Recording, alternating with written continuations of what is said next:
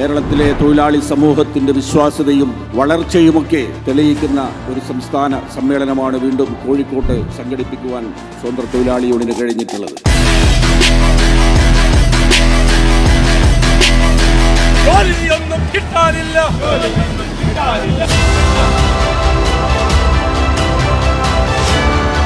ഇങ്ങനെ കേന്ദ്ര സംസ്ഥാന ഗവൺമെൻറ്റുകൾ തൊഴിലാളി വിരുദ്ധ സമീപനങ്ങളൊക്കെ എടുക്കുമ്പോൾ അതിനെതിരെ ശക്തമായി പ്രതികരിക്കുവാനുള്ള ബാധ്യത തൊഴിലാളി യൂണിയനുകൾക്കുണ്ട്. അത് തീർച്ചയായിട്ടും STU ഇപ്പോഴും ആ ഉത്തരവാദിത്വം നിർവഹിച്ചിട്ടുമുണ്ട് എന്നുള്ളതാണ്.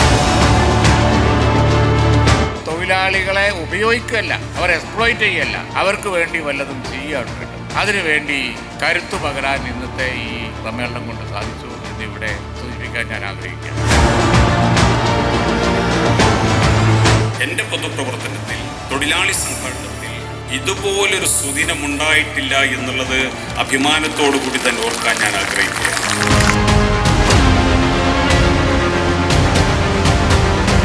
ലോകത്തിലെല്ലായിടത്തും മാറ്റങ്ങൾക്ക് നേതൃത്വം നൽകിയത് തൊഴിലാളികളാണ്. ആ മാറ്റം കേരളത്തിലുണ്ടാകും. അതുണ്ടാകുന്നതിന് നേതൃത്വം നൽകാൻ STU എന്ന തൊഴിലാളി പ്രസ്ഥാനത്തിന് സാധിക്കുമാറാകട്ടെ. ഈ രാജ്യത്തെ ഏറ്റവും കാര്യക്ഷമമായി കാര്യമാത്ര പ്രസക്തമായി പ്രവർത്തിക്കുന്ന തൊഴിലാളി സംഘടനകളിൽ, തൊഴിലാളി താൽപര്യങ്ങൾ മാത്രം മുൻനിർത്തി പ്രവർത്തിക്കുന്ന സംഘടനകളിൽ ഏറ്റവും മുൻപന്തിയിലുള്ള സംഘടന ഏതെന്ന് ചോദിച്ചാൽ ഞാൻ നിസ്സംശയം അത് സ്വതന്ത്ര തൊഴിലാളി യൂണിയനാണെന്ന് പറയും.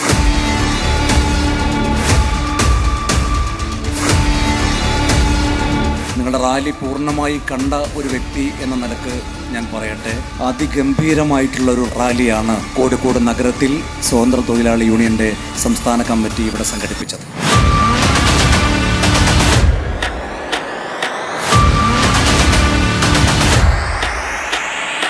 ഈ സംഘടന ഇവിടെ നിലനിൽക്കണം, ഈ സംഘടന മുന്നോട്ട് പോകണം. അതിനുള്ള വലിയൊരു പ്രതിജ്ഞയാണ് ഈ സംസ്ഥാന സമ്മേളനം പുതുക്കിയിരിക്കുന്നത്.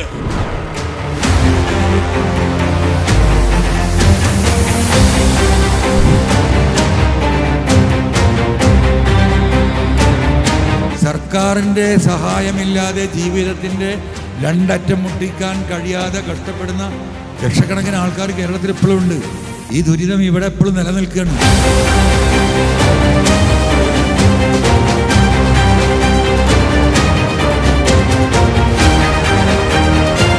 ജാതിയുടെയും മതത്തിൻ്റെയും ഭക്ഷണത്തിൻ്റെയും പേരിൽ രാജ്യം ഇന്ന് വിഭജിക്കപ്പെട്ടിട്ടുണ്ട്. തിരിച്ചു പിടിക്കാം ഒറ്റക്കെട്ടായി നിന്നാൽ മാത്രം.